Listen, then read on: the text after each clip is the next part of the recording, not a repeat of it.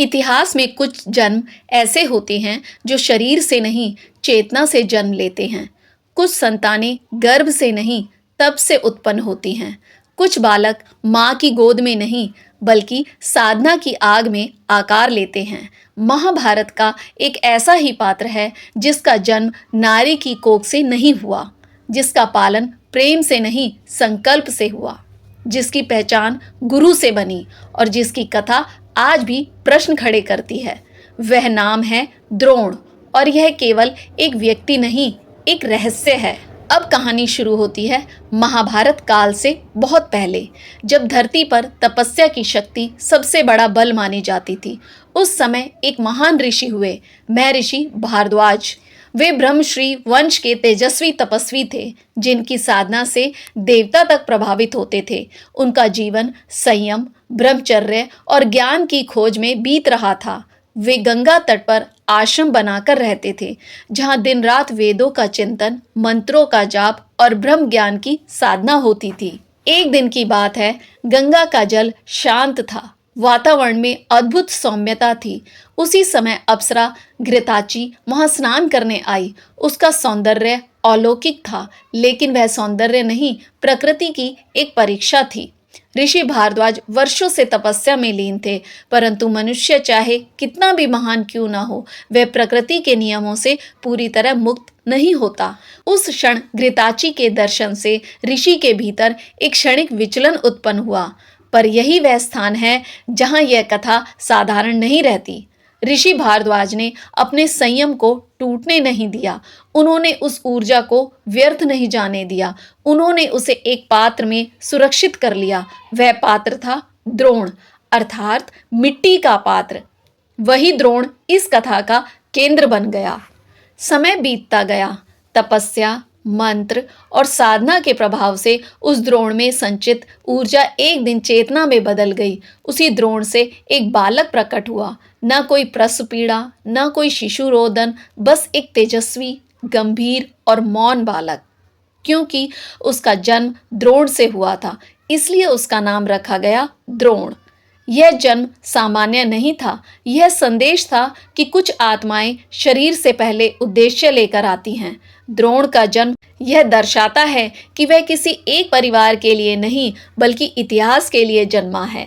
ऋषि भारद्वाज ने बालक द्रोण को अपने आश्रम में पाला। माँ का स्नेह नहीं था, लेकिन पिता का तप, अनुशासन और ज्ञान था। द्रोण का बचपन खेल कूद में नहीं, शास्त्रों और अस्त्रों के बीच बीता। वह बचपन से ही गंभीर था। उसकी आंखों में प्रश्न थे और उन प्रश्नों के पीछे उत्तर खोजने की जिद। समय के साथ द्रोण ने वेद, उपनिषद, दर्शन और धनुर्विद्या में अद्भुत दक्षता प्राप्त की। लेकिन उसकी कथा यहीं नहीं रुकती। उसका जीवन केवल ज्ञान का नहीं, अपमान, संकल्प और प्रतिशोध का भी था। जब वह शिक्षा प्राप्त करने के लिए परशुराम के पास पहुंचा, तो उसने ब्राह्मण होने का परिचय दिया, क्योंकि परशुराम केवल ब्राह्मणों को ही शिक्षा देते थे। द्रोण ने उनसे अस्त्र शस्त्र की शिक्षा पाई, लेकिन सत्य एक दिन सामने आया। परशुराम को जब पता चला कि द्रोण जन्म से ब्राह्मण नहीं, बल्कि ब्राह्मण ऋषि का पुत्र होकर भी क्षत्रिय कर्म में रत है, तो उन्होंने उसे शाप दिया कि वह अपने ज्ञान का उपयोग अपने सबसे प्रिय शिष्य के विरुद्ध करेगा। यह शाप आगे चलकर महाभारत का एक महत्वपूर्ण मोड़ बना। द्रोण का जीवन संघर्षों से भरा रहा। गरीबी ऐसी थी कि उसके पुत्र अश्वत्थामा को दूध की जगह आटे का घोल पीना पड़ता था।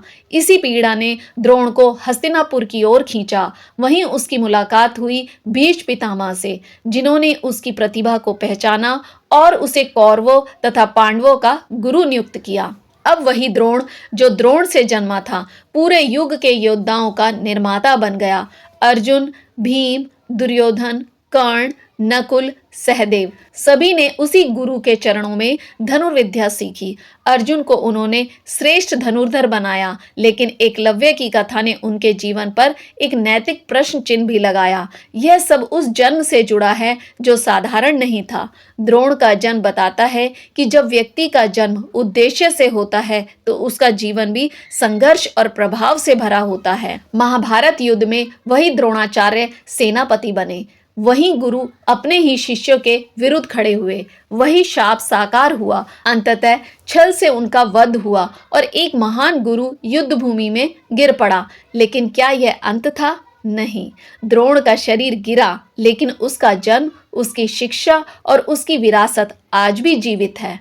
उसका जन्म हमें सिखाता है कि जीवन केवल जन्म से नहीं बनता, बल्कि चेतना, तप और कर्म से बनता है। वह द्रोण से निकला बालक इतिहास में गुरु बनकर अमर हो गया। और जब भी आप द्रोणाचार्य का नाम सुने तो केवल यह ना सोचे कि वह कौरवों और पांडवों का गुरु था, बल्कि यह याद रखें कि वह उस पात्र से जन्मा था जिसमें संयम, तप और भाग्य एक साथ संचित थे।